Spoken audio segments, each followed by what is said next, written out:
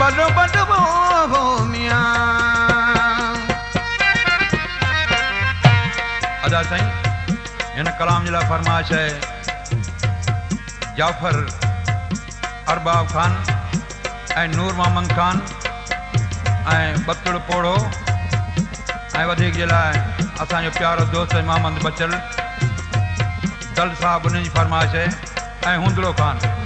आशिक़ तो चवे मुंहिंजा सुहिणा साईं जंहिं रोई थी दिल जरी कोन ईंदी हाणे वरी छॾ उगी गोड़ा माण्हू उहो मटिजी वियो रूह तो काहुन जो हाणे आहे खजी वियो जंहिं रोई थी दिल जरी कोन ईंदी हाणे वरी छॾ उगी गोड़ा माण्हू उहो मटिजी वियो रूह तो काहुन जो हाणे आहे खजी वियो।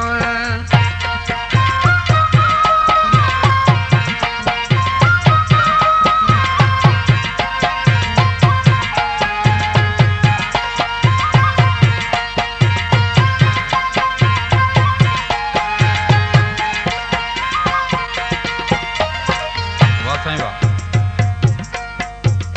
बबूर खां पई ॿीर घुरी कीअं तोखे मिलंदा उहे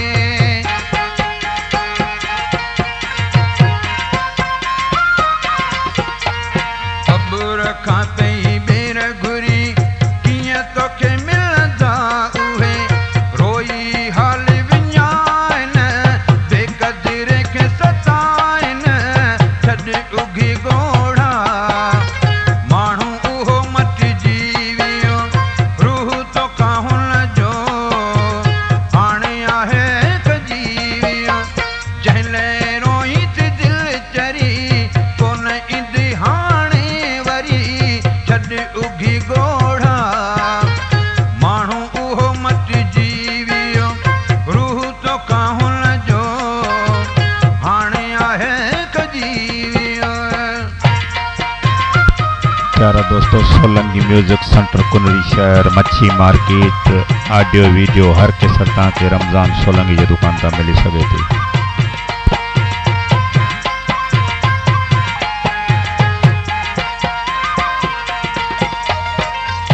अॼुकल्ह सच्ची मोहब्बत किथे दुनिया में रही आहे सच्ची मोहब्बत माण्हुनि में किथे अॼु रही आहे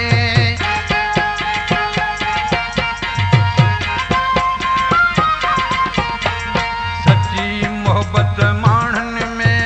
किथे अॼु रही आहे थी वियो जेको परायो रुअण थियल अजायो छॾ उगी गोड़ा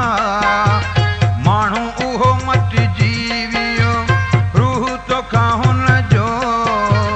हाणे आहे खजी वियो जंहिं रोई थी दिल चरी कोन ईंदी हाणे वरी छॾ उगी गोड़ा माण्हू उहो मटिजी वियो रूह तो काहुन जो हाणे आहे खजी वियो।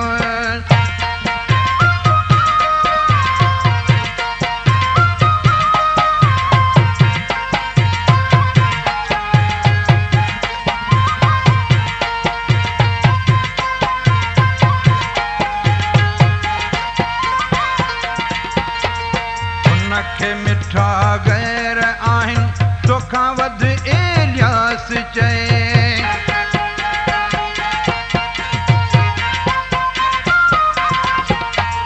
उनखे मिठा गैर आहिनि तोखां वध एलियास चए धार करे तोखे वियो तुंहिंजो लोहाराणी न थियो छॾ उगी गोड़ा माण्हू उहो मटिजी वियो रूह तो काहुन जो हाणे आहे खजी वियो जंहिं रोई थी दिल चरी कोन ईंदी हाणे वरी छॾ उगी गोड़ा माण्हू उहो मटिजी वियो रूह तो काहुन जो हाणे दुनिया है एक जीव